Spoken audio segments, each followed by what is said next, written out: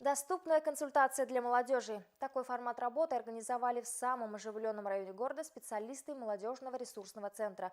Более 200 молодых жителей области получили необходимую информационную помощь. Как известно, молодежь составляет треть населения области, причем это наиболее трудоспособная и продуктивная категория. Не случайно местом выездной консультации выбрали центральный рынок. Здесь больше всего сосредоточены безработные молодые люди. Главная цель – это у нас разъяснение государственных программ, социальных программ, ориентированных на молодежь. Мы ведем здесь у себя регистрацию заявок. В понедельник мы все эти вопросы поднимем, проанализируем и будем искать дальнейшие пути этих решений.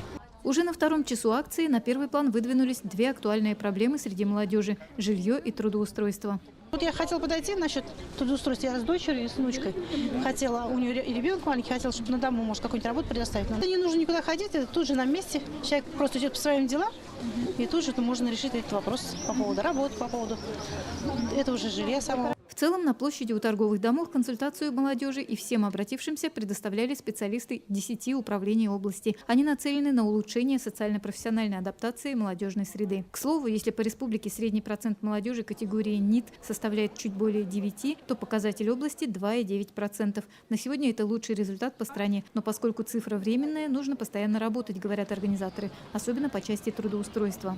Есть разные направления, это сезонные работы и постоянно порядка 6 тысяч по прошлому году из обратившейся молодежи было трудоустроено по нашему региону. Но эта работа постоянно продолжается. В этом году принята новая программа продуктивной занятости, и в рамках нее предлагаются новые механизмы. Есть у нас молодежная практика, есть социально-рабочие места. То есть главное, наша основная задача донести до молодежи, какие меры на сегодняшний день у нас есть, какие механизмы можно использовать, как молодежь может быть, получить инструменты государственной поддержки. Больше людей в этот день узнали об условиях программы с дипломом в село. 1 человек получил информацию по трудоустройству инвалидов, 9 записались в ряды отрядов ЖАСЛ-Ель, причем 2 уже приняли официально. Но большей популярностью пользовались специалисты Жилстройсбербанка. Более 30, более даже 40 человек получили от нас консультацию именно по системе жилстройсбережений. Система рассчитана для того, чтобы накопительная система, да, чтобы человек мог накапливать у нас.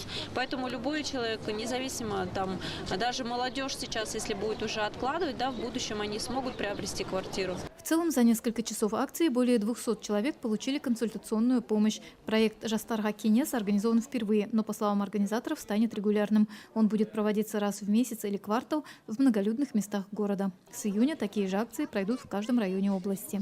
Алмагуль Джампейсова, Айбек Сагангалиев, Ильдар Аюпов, Казахстан, Урал.